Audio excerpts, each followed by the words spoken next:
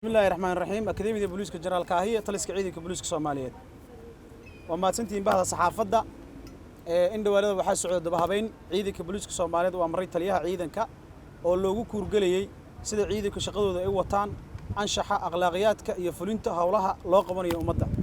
kormeer taliyuhu uu sameeyay waxa ka soo baxay amar joogto ah sida ciidanku ay ku qabsan lahaayeen shaqooyinka loo igmaday isla markaana loo ilaalin lahaa dhaqanka ciidanka midna ciidanka kontroolada taagan sida dadka ay ula dhaqmaan waxaan u mahad celinaynaa ciidanka booliska labadiisa heer booliska dawlad goboleedyada iyo ciidanka booliska dawladda federaalka ah iyo shacabka Soomaaliyeed oo mar walba la garab taagan inay nala qabtaan nagalana shaqeeyaan amniga intii lagu jiro bishii Ramadaan iyo waliba coronavirus intii uu jiray ciidanka booliska Soomaaliyeed iyo shacabkuba waxay muujiyeen dhabar adayg iyo bisayl dhanka ammaanka ah oo wax looga qabanayay amniga waxaa jirtay xubno ka tirsan ciidanka booliska Soomaaliyeed oo ka shaqeynaya bar control oo kamid ah baraha magaalada Muqdisho ayaa ku kacay fal laaluush ah oo anshax darro iyo sumcad dil ku ah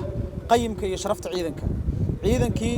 ashtakada dadka shacabka ay noo soo gudbiyeen darteed dabagal iyo baaritaan kadib waxaan gacanta ku soo dhignay ciidankii falka noocaas ku kacay haddana way xiran yihiin iyagoo eedeysanayaal ah waxayna mari doonaan waxyaabaha shuruucda dalka ay ka qabaan falkaas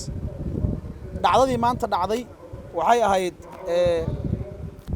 dhagar qabayaal ka tirsan kooxda argagixisada al-shabaab ayaa maantay waxay ku tala galeen